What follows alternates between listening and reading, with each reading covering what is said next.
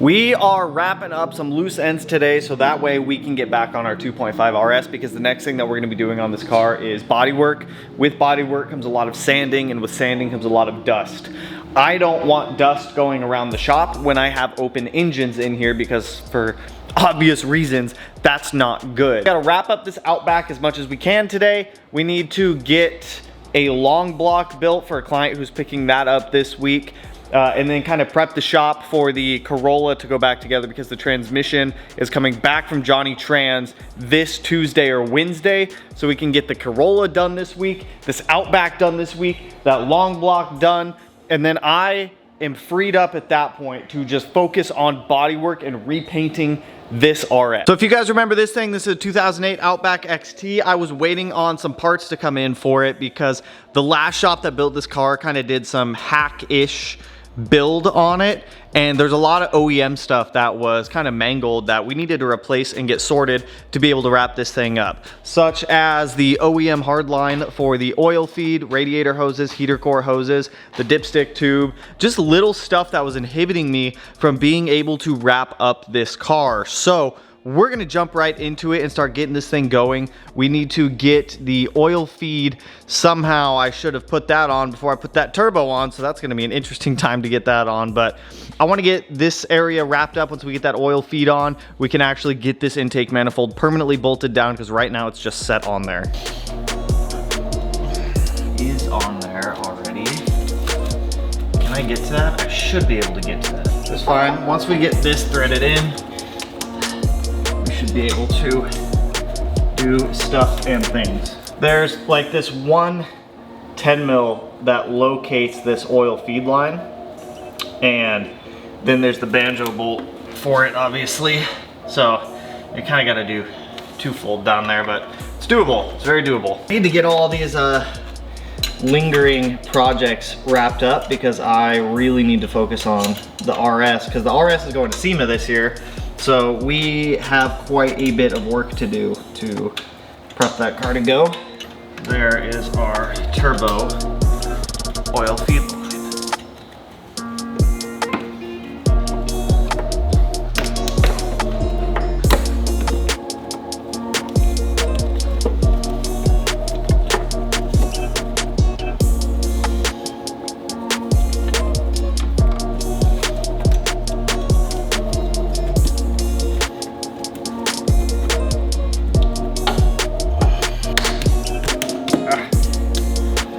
Beautiful. New heater core hose. Come on. There we go.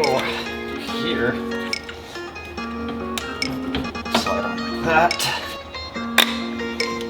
Boom.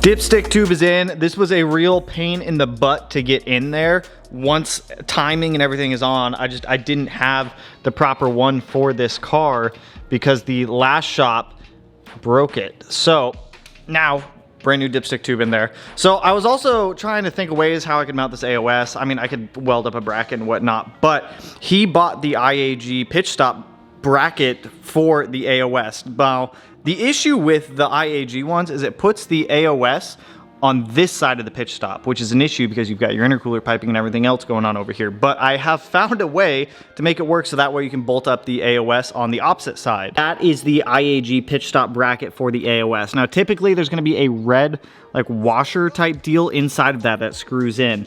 Take that out, use the, oh my gosh, can I even see it? No, you're not gonna be able to see it on the camera. Take that red washer out, use it as a spacer between this bracket and the pitch stop. Use the longer bolt that comes with the pitch stop bracket. Flip the bracket around 180 degrees, and then you can mount the pitch stop, or then you can mount the AOS off the pitch stop on the proper side without having to weld up or fabricate any brackets. So super easy way to do it. And now that we actually have the AOS mounted, we're gonna go ahead and knock out all the AOS lines so we can get the manifold put on permanently and start getting final assembly kind of dressed up in here. So let me knock out this AOS, let's get this manifold on and start wrapping this thing up.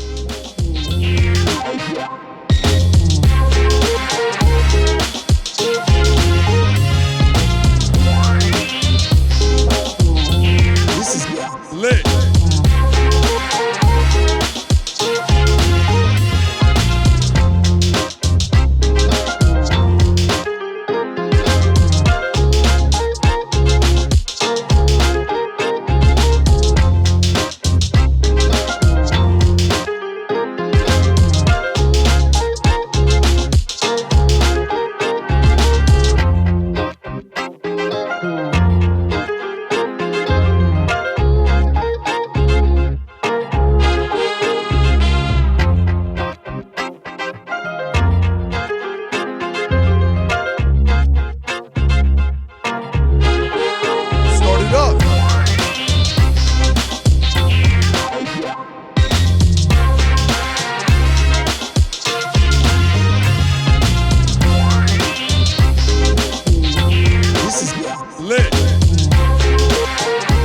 For the most part, the engine bay in the Outback is all wrapped up. I need to do things like vacuum lines off the boost controller. I made this little bracket to be able to move it here because on the WRXs and the Outbacks, the map sensor and the boost controller are in a different spot than on an STI. So this came out phenomenal. AOS is all routed. Electrical's all done, Hobbs switch is wired up. Literally all that's left is the map sensor because this is not the correct one, so I need to get the proper map sensor ordered, and vacuum lines, and then this thing is good to go, engine wise at least. And then there's the whole tuning aspect side and whatnot. But for the build side, engine bay is pretty much wrapped up. I am really curious to see what this car makes. It's only being tuned on pump gas, so I would assume probably like 450, 500, somewhere in that range, but it'll be a very efficient power band on this thing. Now we get to play musical cars. I need to push the Outback back outside, push the Corolla inside, go to the 06 STI, grab the cylinder heads out of that because we're dropping those off at the machine shop in the morning. So that way we can get the 06 STI rebuild going to get that car running and driving, and we can practice tuning on that and have fun with that one. I've got, I believe, everything pretty much ordered for the 06 STI that we're gonna need to get it rebuilt. I need to get an exhaust manifold still and head studs, I think. I think that's it. It'll be semi-built heads. It'll be everything but stock. It'll be everything but cams. So it'll be stock cams with GSC valve train in it and whatnot. So let's play musical chairs. Let me go grab these heads out of the STI. We'll go drop them off at the machine shop first thing in the morning, come back here and then start building a long block for a client who's going to be picking that up sometime this week. I don't know what day, but sometime this week. A little late in the day, but it is the next day. We need to build a long block. I had to wait for FedEx this morning to drop off the valve springs, and the rest of the stuff for the 06 STI's heads. Went and dropped those heads off, picked up the heads for this engine that we're about to build. I built this short block a couple days ago, so we should hopefully be able to knock this out pretty quick. We should be able to build a long block in what, hour and a half or so? So let's build an engine.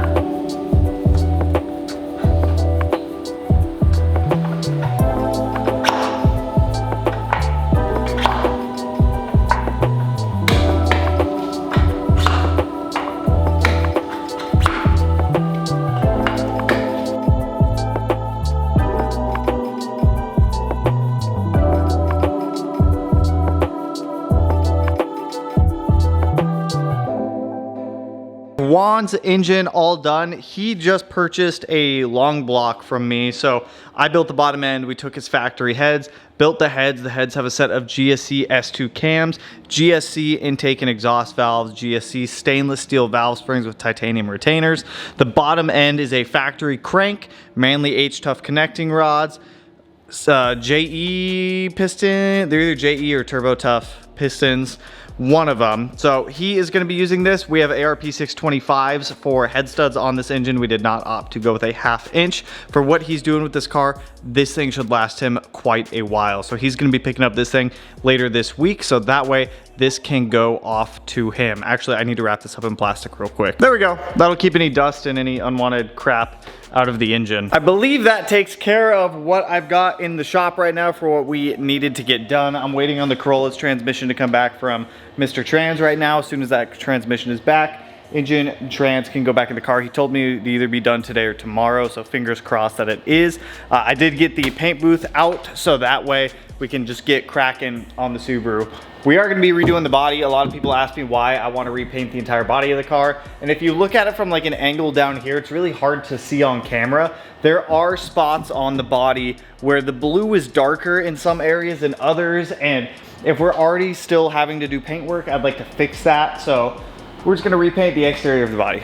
It's really not that big of a deal. It'll be an extra day, maybe 2 days worth of work, but I think the end result will be a lot better. And now that I've figured out the issues that I had with painting prior, it should come out a lot better as well. So with that, that's all I got for you guys on this one. Waiting for the tune to come in on the Outback. All the vacuum line just got dropped off for it today. Then we can get that thing tuned, wrapped up and out of here.